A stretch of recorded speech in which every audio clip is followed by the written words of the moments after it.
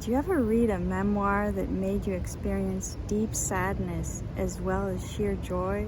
For me, that memoir was I Know Why the Caged Bird Sings by Maya Angelou.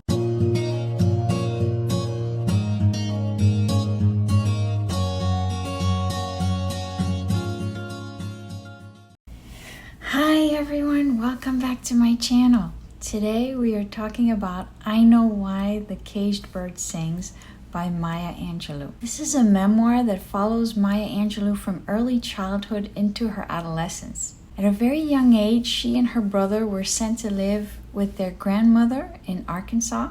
The grandmother owned a general store and had an important role in providing goods to many local people. Maya's life there was very structured and disciplined. The town was completely segregated, and she relates many stories which exemplify the racism she experienced. At the age of 13, she moved to the West Coast, and the book follows her until her late adolescent years. Our first discussion point for today is something that I would call the importance of fairness. Whether within a family unit, in a classroom setting, or at a job, many people have experienced injustice in various settings. In a family, for example, when a parent picks a favorite child and treats them differently, this is called triangulation.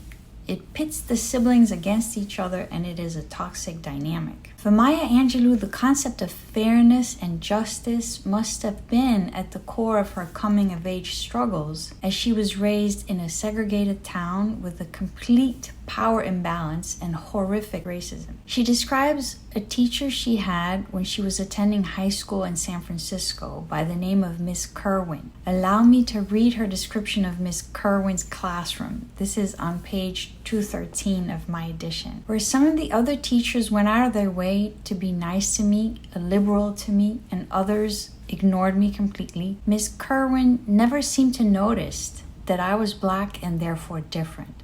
I was Miss Johnson, and if I had the answer to a question she posed, I was never given any more than the word correct, which was what she said to every other student with the correct answer. This text is important because there are children in classrooms or in families everywhere who are feeling uncomfortable because of being different, and sometimes the caregivers or teachers try to make an effort to be extra nice to them. And it may be hard for a child to verbalize exactly what's wrong and why that's not helpful. So I feel like Maya Angelou has given us a gift for posterity by finding the words to accurately pinpoint what the problem is. The crux of the matter is that children and adolescents long for fairness. Fairness is actually better than special treatment. I think the reason for that is that it makes children feel safe. They have less anxiety if they know that the adults in their lives are behaving in a predictable way. Our second discussion point is called Finding One's Place in the World. At one point during her teenage years, Maya Angelou spent a month living with a group of homeless children. Allow me to read this excerpt about her experience. This is on page 250 of my edition. After a month, my thinking processes had so changed that I was hardly recognizable to myself. The unquestioning acceptance by my peers had dislodged the familiar insecurity. Odd that the homeless children, the silt of war frenzy, could initiate me into the brotherhood of man. After hunting down unbroken bottles and selling them with a white girl from Missouri, a Mexican girl from Los Angeles, and a black girl from Oklahoma, I was never again to sense myself so solidly outside the pale of the human race. The lack of criticism evidenced by our ad hoc community